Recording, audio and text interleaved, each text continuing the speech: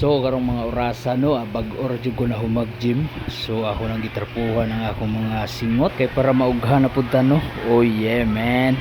So mo din ni siya resulta no sa ako ang pag aswat-aswat pag gym diri lang sa balay. No mo siya resulta isa ka bulan o 15 ka adlaw. So mao na ni siya. Mo siya result. Murag nagid siya improvement pero gamay ra. Og dire pakit-on buta mo sa akong likod mo ni back nako. So na siya improvement pero gamay ra pud gyapon. Kay dire man sa balay dili ko makatira og back. So murag wala jud kayo na improve ang ako ang back. Wala jud say wings nga makita dire skilled ba. Pero okay ra at least na improve gamay ba improve. Oh mo ni akong chest.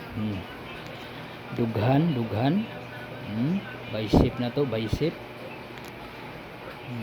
dera so atong tricep dera cutting na pud gamay ang atong bicep day